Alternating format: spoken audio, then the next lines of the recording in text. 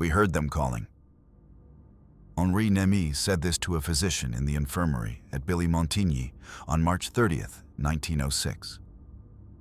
He was 33 years old, and he had just emerged from 20 days in absolute darkness beneath the earth. His eyes couldn't tolerate lamplight. His hands shook when he tried to hold a cup of water. But when the doctor asked what sustained him down there, Nemi didn't talk about the horse meat they'd eaten or the water they'd licked from stone walls. He talked about the voices. Voices calling from galleries we knew were sealed, he said. Tapping sounds that came from places where no one could have survived. We tried to reach them. We dug with our bare hands until our fingers bled. But the sounds, they always came from somewhere else, somewhere deeper. The physician wrote this down, then crossed it out. It never appeared in the official report. Before we go further, I need you to understand something. What I'm about to tell you isn't folklore. It isn't urban, legend, or campfire story. Every detail is documented in French government archives, contemporary newspapers, and survivor testimonies. This happened, and what those men heard in the darkness beneath Courrières was real enough that they refused to speak of it for the rest of their lives. March 10th, 1906, 6:30 in the morning. The Pas-de-Calais region of northern France wakes to a world painted in coal dust. This is mining country, where entire towns exist because of what lies beneath them. The landscape is industrial, relentless. Head frames and slag heaps rising from flat agricultural land like monuments to extraction. Smoke from 1,000 chimneys hangs in the cold air, mixing with the perpetual haze of coal dust that coats everything. The cobblestones, the workers' cottages, the faces of children playing in streets named after mine shafts. At Courrières, the mining complex sprawls across multiple villages. Billy-Montigny, Méricourt, Salomine, Noyelles-Soulan, each town built around its pit shaft. Each pit connected beneath the earth by a labyrinth of tunnels that took decades to carve. 110 kilometers of galleries. That's 68 miles of passages, chambers, and airways snaking through the earth at depths reaching 300 meters. Some passages are wide enough for horses to pull coal wagons through. Others require men to crawl on their bellies, scraping their backs against rock, breathing air so thick with dust it coats their lungs black. On this particular morning, 1,795 miners are underground. Some have been down since midnight, the night shift nearing its end. Others descended at 4 a.m. for the morning shift. Fathers and sons work the same seams. Boys as young as 8 push wagons through the darkness. The oldest miner down there is 75. At 6:34 a.m., something goes wrong. The explosion begins in Pit 3 in a ventilation gallery at depth. Coal dust, suspended in the air like fog, ignites. The flame front moves faster than a man can think, faster than he can draw breath to scream. It tears through the interconnected tunnels at speeds approaching 2,000 feet per second, a wall of fire that reaches temperatures of 1,000 degrees Celsius. In the passages, wooden support beams vaporize. The shockwave travels ahead of the flames, rupturing eardrums, collapsing lungs, hurling men against walls with enough force to shatter bone. The explosion propagates through the network like veins of lightning, one gallery igniting the next. The fire feeding on coal dust accumulated over years of mining, leaping through ventilation shafts, racing along airways. Above ground, the earth convulses. Elevator cages shoot up their shafts like bullets, cables snapping, steel buckets launched into the morning sky before crashing back down in twisted ruin. Windows shatter in houses a quarter-mile from the nearest shaft. People in their kitchens, preparing breakfast, feel the floor drop beneath them, then lurch upward. Cups fall from tables, pictures drop from walls, At the pit heads, survivors begin to emerge. They stumble from the cages, those cages still functional, with faces blistered red and black, skin hanging in strips from their hands where they'd grabbed burning timber. Their hair is singed to the skull. Their clothes smoke. Many can't speak. The superheated air has seared their throats. Some are blind, their corneas scorched white. They collapse at the surface and lie there, unable to explain what happened below. Within an hour, families arrive. Wives, mothers, children looking for fathers who descended into the earth before dawn. They gather at the gates of each pit, behind barriers erected by company guards. The crowd grows, hundreds, then thousands. Inside the company offices, executives argue. The mine is still burning. Afterdamp, carbon monoxide produced by incomplete combustion, fills the lower galleries in concentrations that will kill a man in 3 breaths.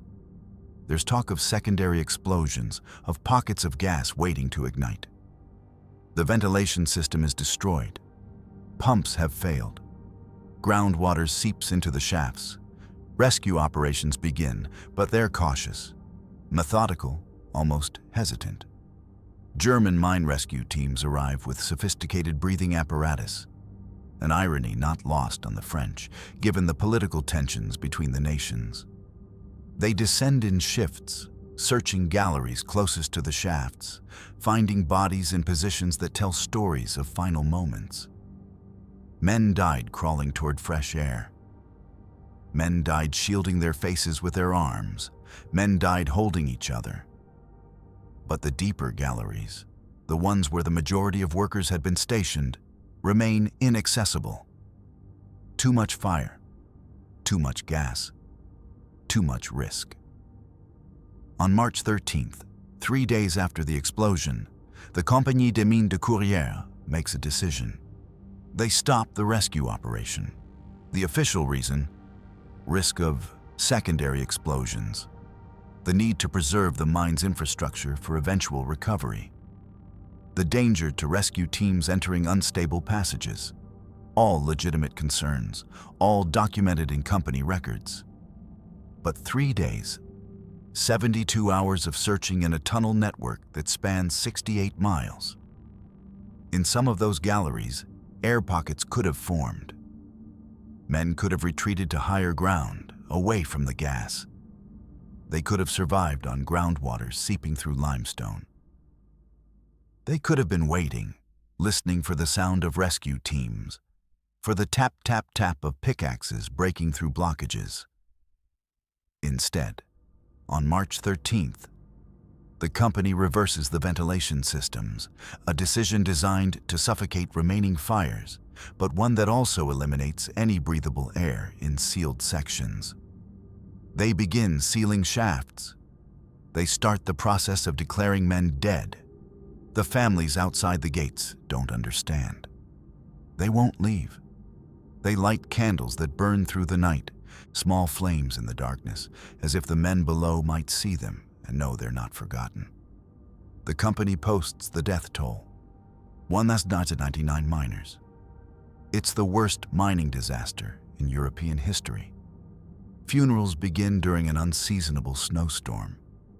15,000 mourners attend mass burials.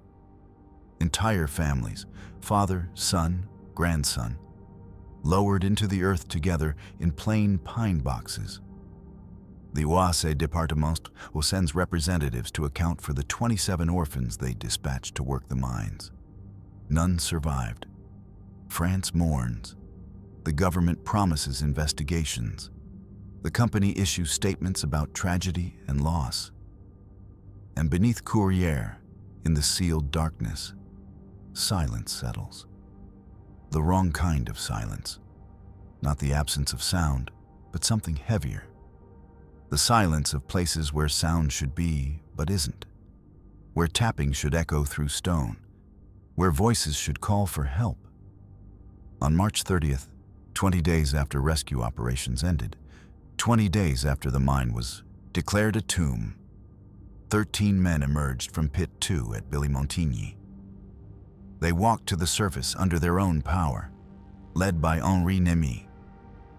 They were emaciated, their eyes unable to tolerate daylight, their bodies covered in sores and filth. They'd survived on bark stripped from support beams, on water dripping from walls, on the flesh of a dead horse they'd found in the darkness. But that wasn't what broke them. It was what they heard down there, in those sealed galleries, in that absolute darkness. Voices calling from places no one could reach. Tapping that followed patterns, rhythmic, purposeful, coming from sections of the mine that shouldn't have contained breathable air. Sounds that seemed to move through the rock itself, always just beyond the next collapse, always deeper. The physicians collected their testimonies in the infirmary at Billy-Montigny. They wrote down everything the survivors said. Then they filed the reports in archives where they wouldn't be found for decades. Because what the 13 men described hearing in those tunnels wasn't rescue teams or dying colleagues or hallucinations brought on by starvation. It was something else. Something the company didn't want investigated. Something that raised questions about why rescue operations had been halted so quickly. Something that suggested there were reasons, beyond secondary explosions and infrastructure preservation, for sealing those galleries and declaring everyone dead. The survivors received medals. They posed for photographs. They became symbols of miraculous endurance. But they never explained what was down there with them in the dark. Not officially. Not where anyone would listen. March 7th, 1906. 3 days before the world changed. In the Cécile pit vein, 280 meters beneath the surface, a miner named Auguste Lefort smelled smoke. Not the familiar reek of lamp oil or the acrid bite of blasting powder. This was different. Thick, organic, wrong. He followed it through a narrow gallery, crawling on his belly where the ceiling dropped to less than 3 feet until he found the source. A seam of coal, deep in the vein, glowing faintly in the darkness. Not a flame, but smoldering, eating itself from the inside. He reported it immediately. The pit foreman descended to investigate, confirmed the fire, and sent word to the surface. Engineer Barrault was summoned. He examined the smoldering seam, measured the temperature of the surrounding rock, and made his assessment. The fire could be managed. They would suffocate it. No evacuation, no work stoppage. The solution was simple, elegant, cost-effective. Seal off the affected gallery, cut its air, supply, let the fire consume what oxygen remained and die of its own accord. They'd done it before. Standard procedure. Except the Courrières mine wasn't standard anymore. For years, the Compagnie des Mines de Courrières had been connecting their separate pit operations. What began as isolated shafts, Pit 2, Pit 3, Pit 4 through 11, each with its own ventilation system, its own airways, its own contained network of tunnels, had been deliberately linked. Gallery by gallery, they'd carved passages between the pits, creating a single vast underground complex. The reasoning was sound. If one pit flooded, miners could escape through another. If ventilation failed in one section, air could be drawn from elsewhere. In theory, interconnection made the mine safer, easier to manage, more efficient for moving coal and equipment. In practice, they'd created a system where fire could travel. 110 kilometers of galleries, all connected. Air flowing through passages that linked pit to pit, village to village. A network so complex that even the engineers didn't have complete maps of every tunnel. Some galleries dated back decades, dug by men long dead, their exact routes and dimensions recorded in ledgers that had been lost or destroyed. But on March 7th, with a fire smoldering in the Cécile vein, these concerns seemed theoretical. Barrault gave the order, seal the gallery, monitor the situation, continue operations. The miners knew something was wrong. Not just the smoke, though, they smelled it now in galleries that should have been clear. Not just the occasional wisps of grisou, fire damp, the methane that seeped from coal seams and collected in dead-end passages, invisible and explosive. They'd worked with those dangers their entire lives. This was different. The sounds weren't right. In a mine, you learn to read sound the way sailors read the sea. The creak of timber under pressure tells you when a support is failing. The drip of water indicates where seams are weak. The quality of echoes reveals the size and shape of the space around you. Experienced miners navigate by sound as much as sight, feeling their way through darkness with their ears.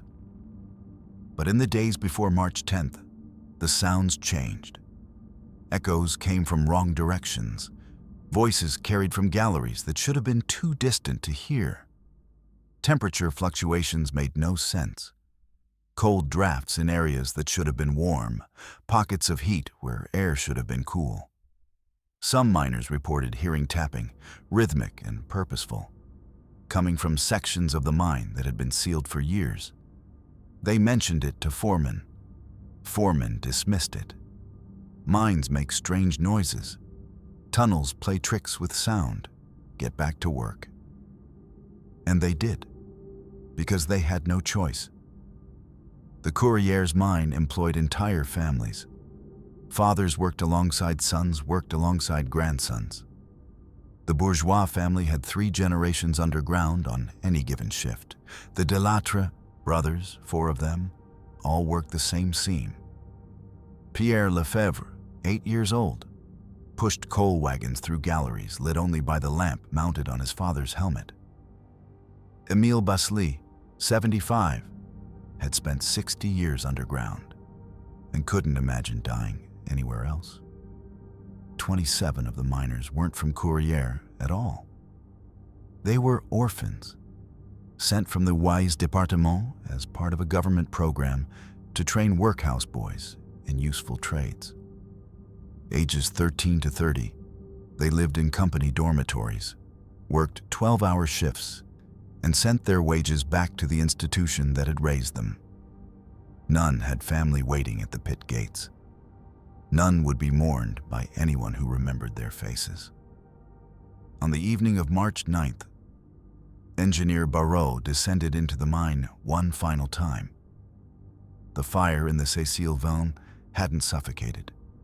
It had grown. He could feel the heat now through the rock wall they'd erected to seal off the gallery. He ordered additional barriers, constructed thicker walls, better seals. He checked ventilation routes, ensuring fresh air was being drawn away from the affected area.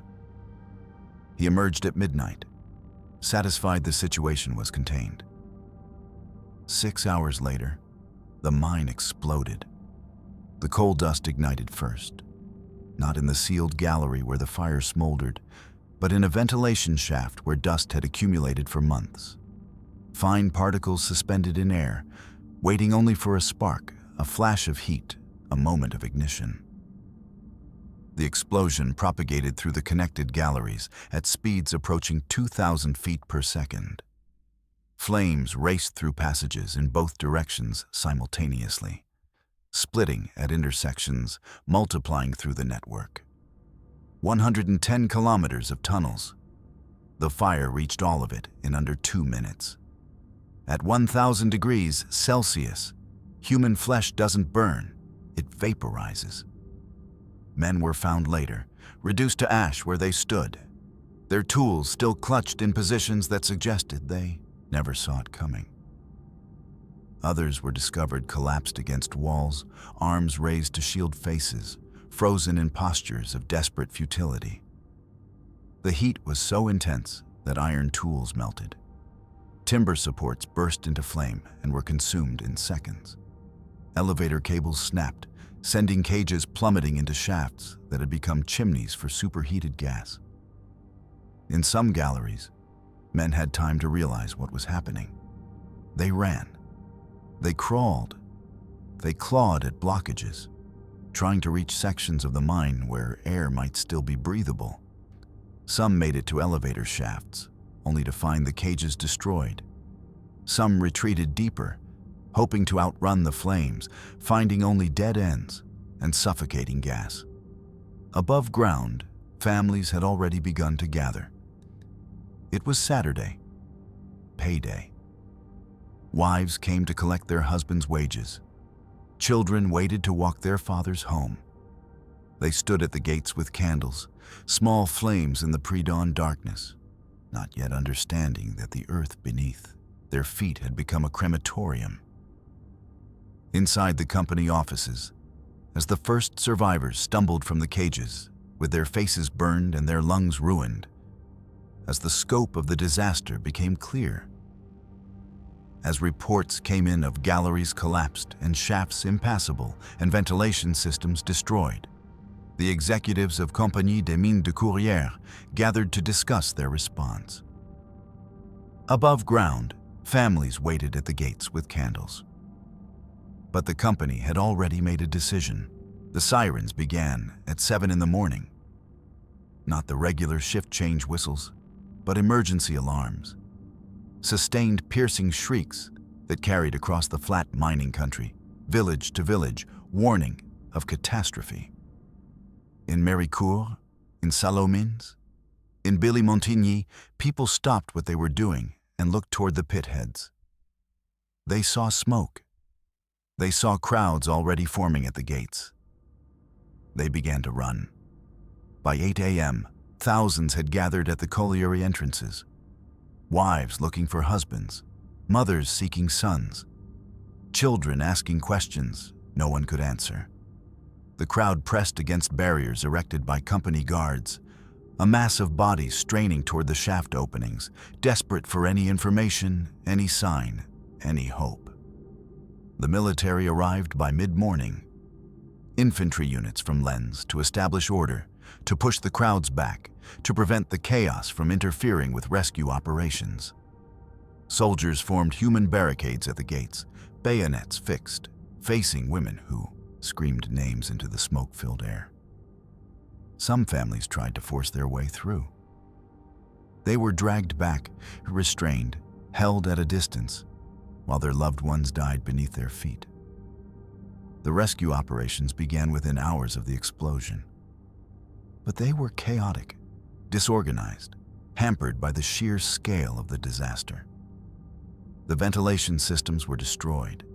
Elevator cages in 3 of the shafts were inoperable. Fires still burned in the deeper galleries, filling passages with carbon monoxide at concentrations that killed in seconds. Rescue teams descended, retreated, descended again. Each attempt revealing new obstacles, new collapses, new impossibilities. The German teams arrived on the second day. They came from Westphalia, mining rescue specialists equipped with sophisticated breathing apparatus, self-contained systems that allowed men to work in toxic atmospheres for extended periods. The irony wasn't lost on anyone. France and Germany, locked in political tensions that would eventually ignite into world war, now collaborating in the darkness beneath Courrières. The German rescuers spoke little French. The French miners resented their presence.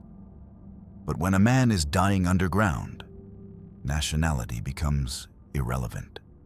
The first survivors had emerged immediately after the explosion. Those who'd been working near shaft entrances, close enough to climb out before the afterdamp reached them. Roughly 500 men stumbled to the surface in the first hours, many of them injured, burned, half-conscious from gas inhalation. They were the lucky ones. Their testimonies were harrowing. Jean Morel, age 24, described running through a gallery as men collapsed around him. They were still breathing when I stepped over them, he told a physician. Their mouths were open, gasping, but no sound came out. The gas took them so fast. I climbed over their bodies. I didn't stop. God forgive me, I didn't stop. Auguste de Prouvos spoke of the darkness when lamps went out. Every flame extinguished simultaneously as the explosion consumed the oxygen. "We crawled in absolute blackness," he said, following the draft of air, hoping it led to the surface. "We touched things we couldn't see. Bodies. Living men who grabbed at us as we passed. We kept moving." Others described the sound, not of the explosion itself, but of what came after. The silence. The absence of voices in a place where hundreds of men had been working moments before. The terrible quiet of galleries that should have been full of life. By the second day, rescue had become recovery. The bodies they brought up were treated with creosol to mask the smell of decay, placed immediately in coffins constructed underground near the shaft openings. The dead were identified when possible, by clothing, by tools, by identity tags some men carried. Many were unrecognizable, burned beyond identification, or suffocated in positions that left their faces distorted, frozen in final expressions of terror or pain. The count climbed. 50 dead, 100, 300, 500. On March 13th, 3 days after the explosion, the Compagnie des Mines de Courrières issued an order: cease rescue operations. The official justification was documented in company records. The risk of secondary explosions remained too high. Pockets of gas still existed throughout the tunnel network. Structural instability threatened to trap rescue teams. More lives couldn't be risked. The mine's infrastructure needed to be preserved for eventual recovery operations. The decision, they insisted, was logical, necessary, unavoidable. 3 days, 72 hours of searching in a complex that spanned 68 miles. The families at the gates didn't accept it. They refused to leave. Some tried to descend into the shafts themselves, clawing past soldiers, screaming that their sons, their husbands, their fathers could still be alive, in air pockets, in sealed galleries, in spaces the rescue teams hadn't reached. Guards restrained them, held them back, kept them at the surface while below, in the darkness, the company sealed the mine. The ventilation systems were reversed. A decision that extinguished remaining fires but also eliminated breathable air in any sealed sections where survivors might have retreated. Engineers argued against it. If men were alive in remote galleries, reversing the airflow would suffocate them. The company proceeded anyway. The death toll was declared: 1,099 miners. Europe's worst mining disaster. 1,099 men dead in a single morning. Entire families wiped out. 3 generations buried together. The 27 orphans from Ois, gone. The 8-year-old boys who'd pushed coal wagons, gone. The 75-year-old grandfather who'd spent 6 decades underground, gone. Funerals began on March 14th during an unseasonable snowstorm. 15,000 mourners attended the mass burials at Maricourt Cemetery. Coffins were lowered into trenches dug specifically for this purpose. Long parallel graves that held dozens of bodies each. Priests spoke blessings over the dead while snow accumulated on the coffin lids. Women collapsed in the mud. Children stood silent, too young to understand what permanent meant. That their fathers weren't coming home ever again. But something else happened during those 3 days. Something the company didn't include in official reports. The final rescue teams, those who descended in the last hours before operations ceased, reported sounds, not the groans of settling timber or the drip of groundwater or the echo of their own footsteps. Different sounds. Tapping, rhythmic, purposeful, coming from sealed galleries where rescue teams couldn't reach, but not following any distress pattern miners were trained to use. Not the standard SOS rhythm. Something else, almost musical, almost deliberate. And voices, faint, distant, speaking in dialects no one recognized. Not French, not German, not Flemish. Something older, One German rescuer refused to descend after his second shift. He wouldn't explain why. He simply shook his head, collected his equipment, and left. A French team leader reported feeling watched in a gallery they knew was empty, a sensation so strong he ordered his men to retreat. They marked that section as unsafe. No one entered it again. These reports were noted, filed, and forgotten. On March 15th, the day after the funerals, 46,000 miners across northern France went on strike. They demanded investigations, accountability, safety reforms. They refused to descend into any pit until conditions improved, until the company answered for what happened at Courrières. The strike would last 55 days. It would accomplish almost nothing. On the surface, France buried its dead. But beneath Courrières, in 110 kilometers of darkness, something was still alive. March 30th, 1906. 20 days after the mine was sealed and declared a tomb. A pit supervisor at Billy-Montigny noticed movement near the opening of Pit 2. Not the usual activity of workers or guards, but something emerging from below, from the shaft itself. He called out, uncertain, then ran for help as figures began to climb into the daylight. 13 men, walking under their own power. They moved slowly, supporting each other, shielding their eyes from morning sun that seemed to burn them. Their clothes hung in rags. Their faces were hollow, skeletal, covered in coal dust and filth that had become part of their skin. Some were barefoot. Their boots had disintegrated in the darkness. Others wore scraps of cloth wrapped around their feet. Henri Némy, 33 years old, led them to the surface. Behind him came 12 others, mostly young men between 17 and 25. They emerged from a mine that had been abandoned, from galleries that should have been filled with toxic gas, from a network of tunnels where everyone was supposed to be dead. The impossible had happened. Word spread within minutes. Families rushed to the colliery. Physicians were summoned. The men were transferred immediately to the infirmary at Billy-Montigny, but not to the main wards. They were placed in rooms where curtains could be drawn, where lamplight could be dimmed, because their eyes couldn't tolerate normal illumination. 20 days in absolute darkness had changed them.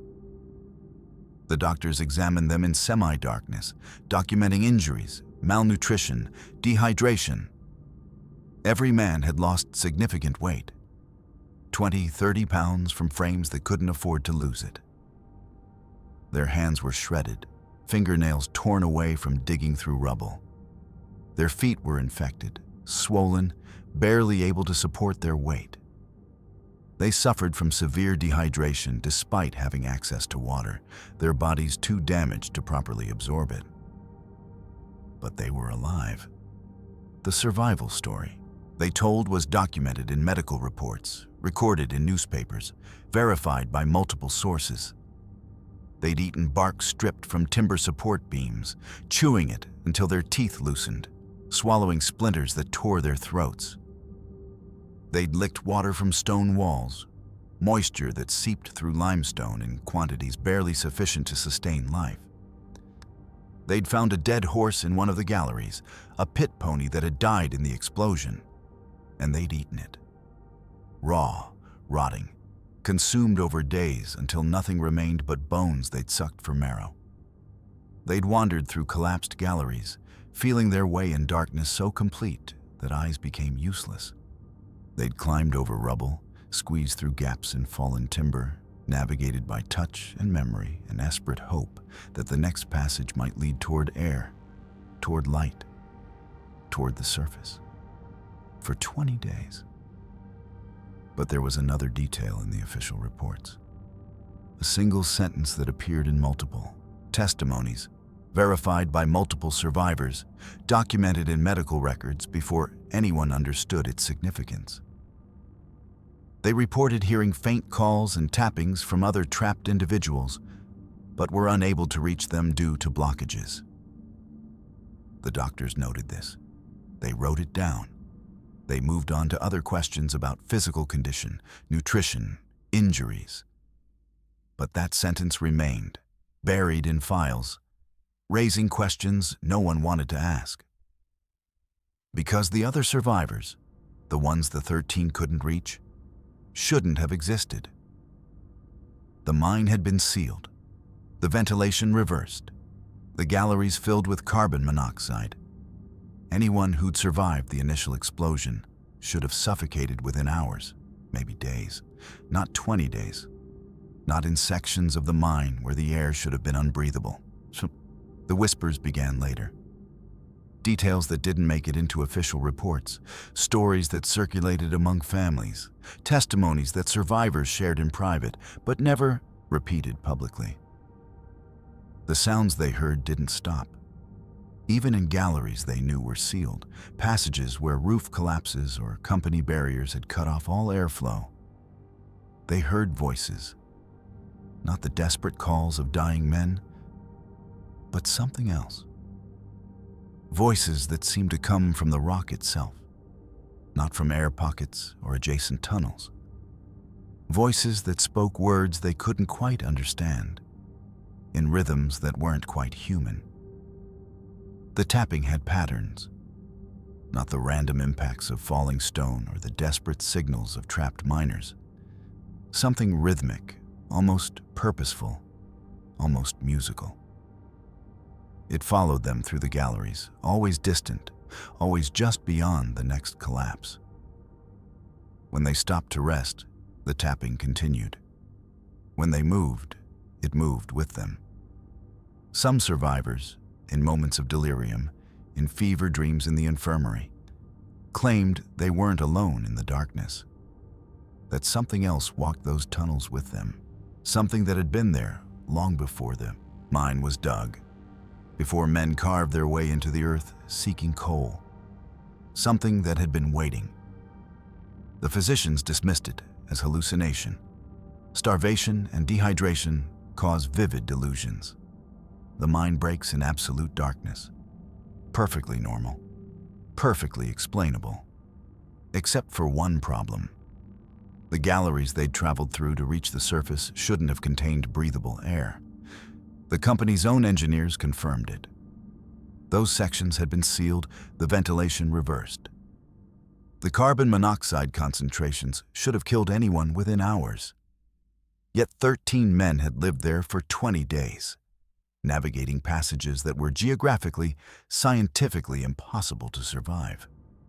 On April 4th, 5 days after the 13 emerged, German rescue teams found one more survivor, August Berthoud.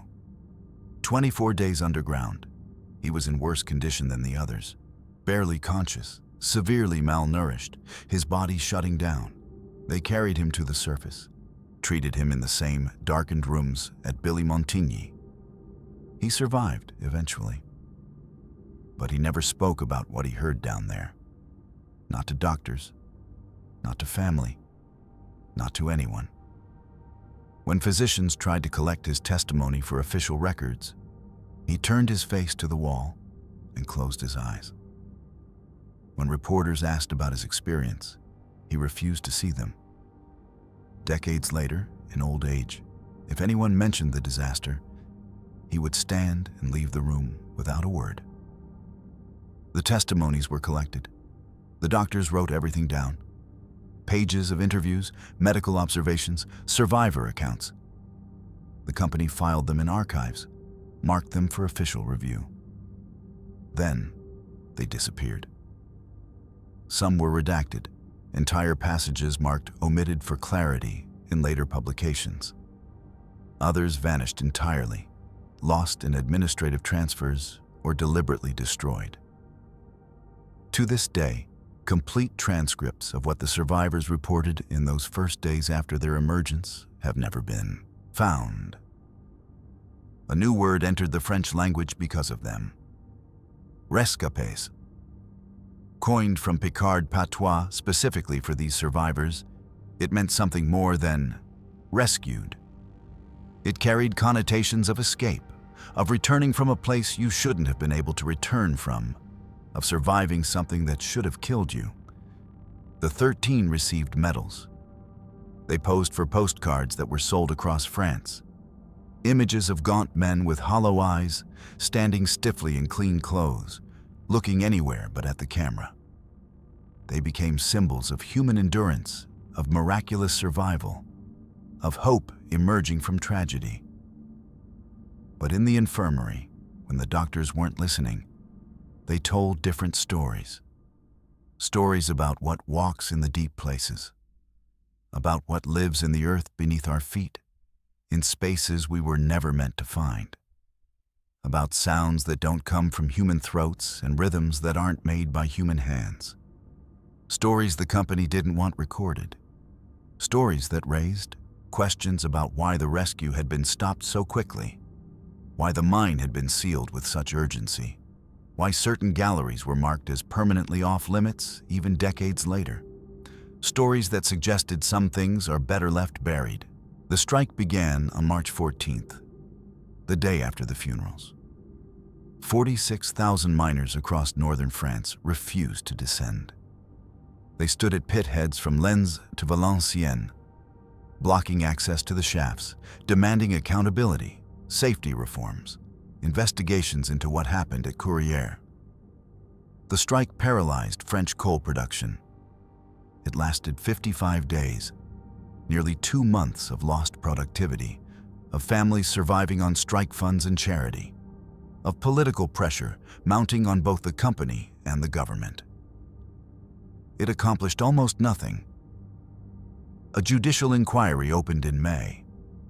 Investigators examined company records, interviewed survivors, toured the damaged galleries. They documented the fire that had smoldered for 3 days before the explosion. They noted the warnings that had been ignored, the decision to suffocate the fire rather than evacuate, the fatal interconnection of galleries that had allowed the explosion to propagate through the entire complex. The findings were unambiguous. Management bore responsibility for the disaster. The result was non-lieu, dismissal without charges. No one would face criminal prosecution. The Compagnie des Mines de Courrières was officially exonerated. Civil claims filed by families seeking compensation were systematically rejected.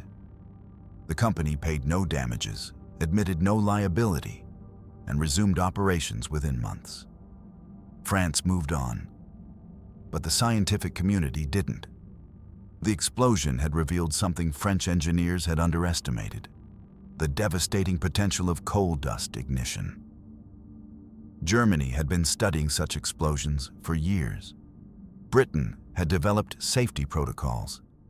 France had considered the risk minimal, controllable, not worth the expense of prevention measures. Courrières changed that calculation. In 1907, the Liévin experimental mine was established specifically to study explosion dynamics. Engineers detonated controlled charges in sealed galleries, measured flame, propagation speeds, tested suppression methods. They learned what miners at Courrières had discovered the hard way. Coal dust suspended in air becomes a fuel-air explosive with the power to vaporize human beings in milliseconds. But there were details the scientific investigations didn't capture. Details that emerged slowly, reluctantly, in whispered conversations among recovery teams who worked the mine in the months after the disaster. The bodies they found in sealed galleries weren't always in positions that made sense. Some had clearly died in the initial explosion, burned, crushed, killed instantly. But others appeared to have survived for days, maybe longer. They were found in alcoves, in side passages, in areas where they'd clearly taken shelter. Their bodies showed signs of slow death, dehydration, starvation, not the quick suffocation that should have claimed them within hours of the ventilation reversal. Tools were found arranged in patterns in certain galleries, not scattered randomly as if dropped during panicked flight, but placed deliberately. geometric configurations that served no practical purpose. Recovery workers photographed them, then quietly disassembled them, unsettled by implications they couldn't articulate. One gallery was sealed permanently after an entire recovery team refused to enter it. They descended to retrieve bodies, gotten 30 meters into the passage, and stopped. Every man reported the same sensation simultaneously. The feeling of being watched, not by each other, not by the dead, by something else, something present in that space. They retreated, filed a report citing structural instability, and the gallery was sealed with concrete. No one challenged the decision. The psychological toll on the survivors became apparent within years. Several of the 13 who'd emerged on March 30th committed suicide before 1911. Others descended into alcoholism, depression, behaviors that suggested profound trauma beyond what the disaster itself could explain. They'd seen men die. They'd eaten rotting meat to survive. They'd spent 3 weeks in absolute darkness. But that wasn't what broke them. Henri Nemi lived into middle age. He worked various jobs, never mining again, and refused every interview request. When reporters or historians approached him about the 20 days underground, he would shake his head and walk away. Once, cornered at a public event, he said only, "What we heard down there was real. That's all I'll say. It was real." He never elaborated. Auguste Berthoud, the man found on April 4th, lived into old age but suffered nightmares throughout his life. His family reported he would wake screaming about being called back underground. He refused to enter basements, declined invitations to any building with sub-ground levels, and moved to a third-floor apartment specifically to be as far from the earth as possible. He died in the 1960s, having never once returned to Courrières. Aristide Jacquard was 17 when the explosion happened. He became the last living survivor, dying sometime in the late 20th century. Historians interviewed him multiple times in his final decades. He spoke eloquently about labor conditions, mining safety, the injustice of the company's exoneration. But whenever questions turned to those 20 days in darkness, he deflected, changed subjects, became evasive in ways that suggested the memories remained too disturbing to articulate, even 70 years later. In 1963, a radio program interviewed Louis Danglot, another survivor. The recording still exists in French archives. His testimony is matter-of-fact, almost clinical. "I heard a detonation that I will always have in my ear. The sound stayed with me." The interviewer pressed him about the days after the explosion, about what he experienced waiting in the darkness. The recording stops abruptly. Technical difficulties, the archive notes claim. But the interview was never resumed. A FARC memorial stands now at the former site of the Courrières mine. 1,099 names etched in stone, arranged alphabetically without regard for age or relation. Pierre Lefebvre, 8 years old, is listed beside Émile Basly, 75. Fathers and sons separated by alphabet, reunited only in death. Visitors to the memorial sometimes report strange phenomena. Sounds heard at dawn when the site is empty, faint tapping, rhythmic and purposeful, coming from beneath the ground. Most dismiss it as wind or settling earth, or imagination influenced by the tragedy's weight. But locals avoid the area, particularly at night. They know the sounds. Their grandparents heard them too. The mine shafts were sealed permanently with concrete plugs extending hundreds of meters down. Official reason: environmental safety, preventing groundwater contamination. But oral histories passed down through families tell different stories. They mention recovery workers who refused to discuss certain galleries, who would change the subject when asked about specific sections of the mine, who took secrets about what they'd found to their graves. In the 1980s, a comprehensive history of the disaster was published. La catastrophe des mines de Courrières. It drew on survivor testimonies, company records, judicial inquiry documents. Scholars praised its thoroughness, but readers noticed something odd. Throughout the book, in chapters dealing with survivor accounts, entire passages are redacted. Paragraphs marked omitted for clarity. Sections that begin mid-sentence skip unknown content, resume pages later. The author never explained what was removed or why. The lingering question remains unanswered. In a mine where everyone was declared dead, where air should have been unbreathable within hours, where galleries were sealed and ventilation reversed, how did 13 men survive 20 days? And what else survived with them? The official cause was coal dust. The official death toll was 1,099. These facts are carved in stone, documented in reports, taught in mining safety courses worldwide. But in the tunnels beneath Courrières, where the earth swallowed whole families, where boys of 8 years old were buried alongside men of 75, something else was recorded. Not in reports, not in testimony, but in the silence itself. The silence that survivors refused to break. The silence that recovery workers chose not to disturb. The silence that still hangs over sealed galleries, behind concrete plugs, in spaces that were never meant to be found and should never be opened again. Would you have gone back into those tunnels?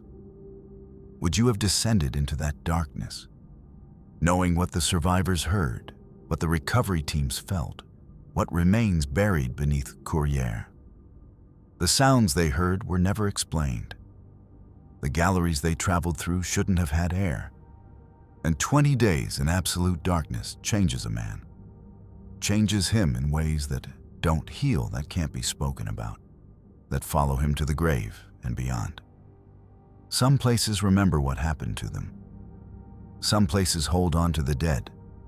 And some places, deep beneath the surface, in tunnels carved too greedily into earth that didn't want to be disturbed. Some places never let go.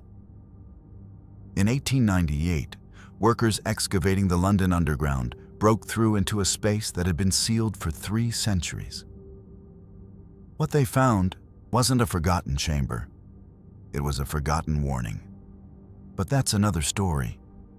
One that, like Courrières, asks questions about what lies beneath our feet and what happens when we dig too deep into places we were never meant to go.